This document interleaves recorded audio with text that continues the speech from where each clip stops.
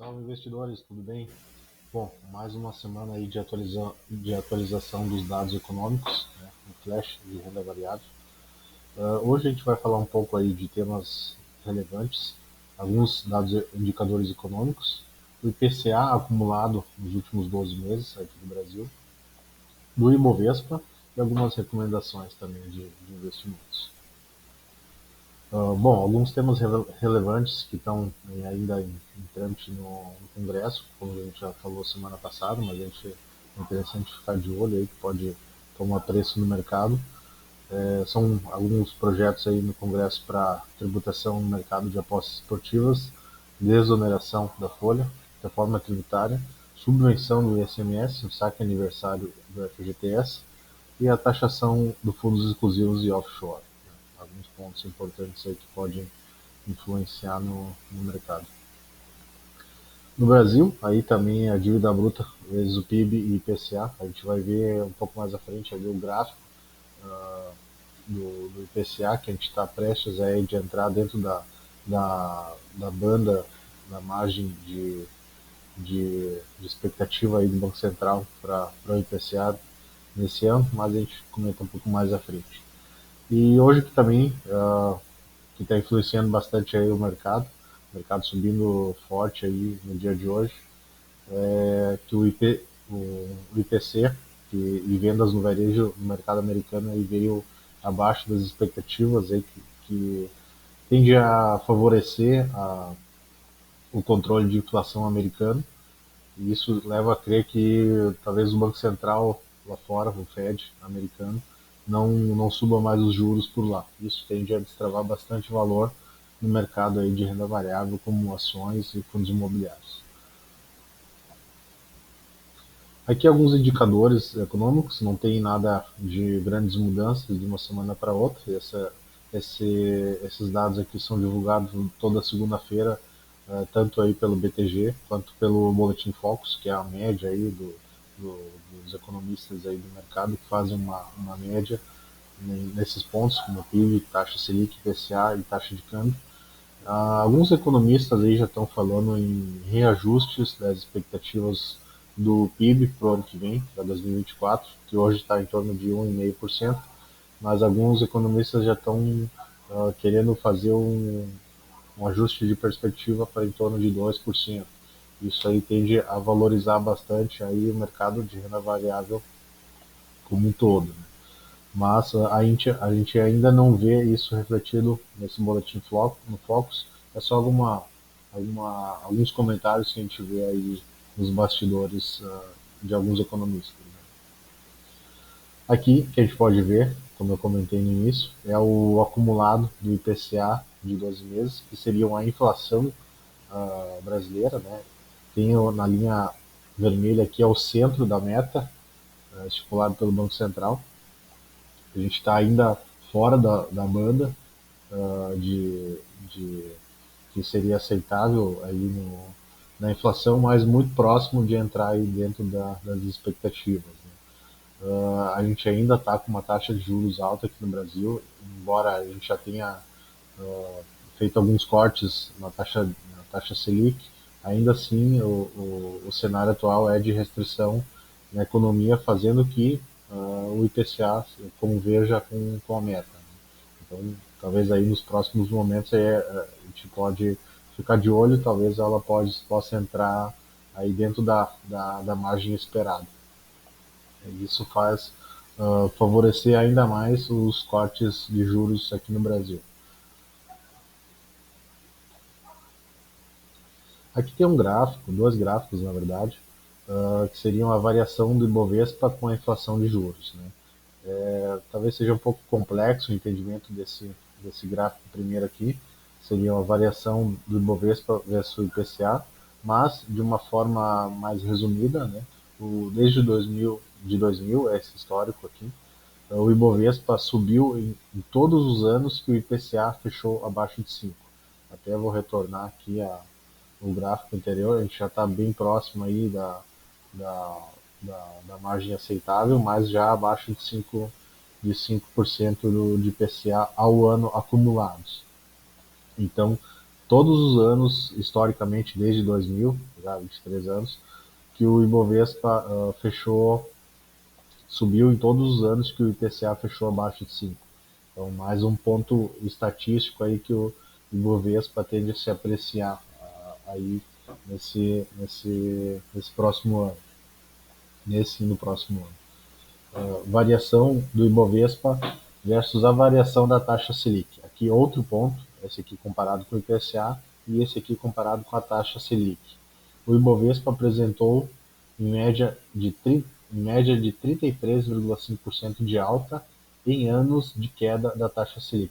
Esse ano já foi o início da queda da Selic, né? Mas a gente vê uma perspectiva aí no próximo ano aí dela continuar e ainda mais forte essa queda de juros aqui no Brasil.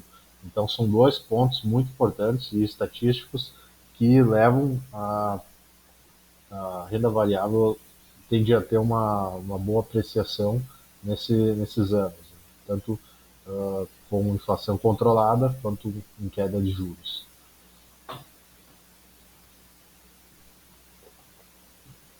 Seguindo aqui a gente vê o gráfico do Ibovespa, né? A gente já vê que ela saiu desse canal de baixa, que ela já estava aí em alguns meses, né, nesse canal de baixa. Ele teve um rompimento, né?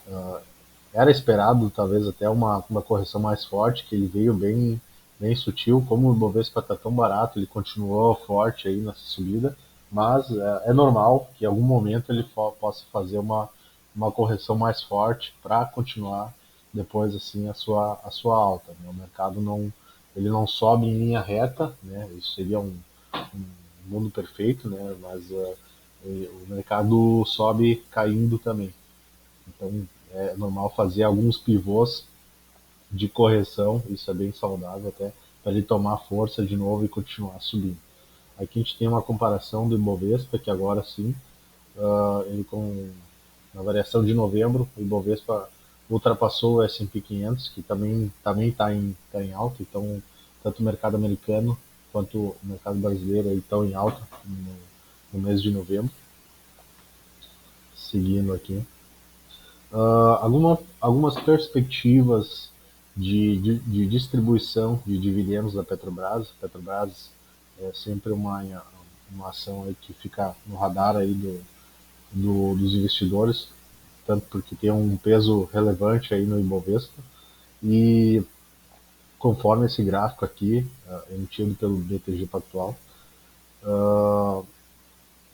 com o CAPEX, que seria o quanto que a empresa gasta para investir em novos negócios, em novas estruturas, por exemplo, na extração de petróleo, né? Quanto que ela gasta de investimentos que ela deixaria de pagar em dividendos, né? Mas com essa expectativa aqui, a expectativa de CAPEX, segundo o BTG, de 86 bilhões nos próximos 5 anos. Algumas notícias estimam em torno de 100 bilhões, mas se ela ficar dentro da expectativa aqui, segundo o BTG, ela tende a pagar no ano de 2024 em torno de 11 a 13% de dividendos. Ainda é uma margem bem interessante, né, para quem talvez está comparando com a Selic, é bem interessante, mas já não é o quanto a empresa já pagou no passado aí, em torno de mais de 20% ao ano aí, por exemplo, como no ano passado. Mas ainda assim, ainda é uma expectativa grande aí de distribuição de dividendos da empresa.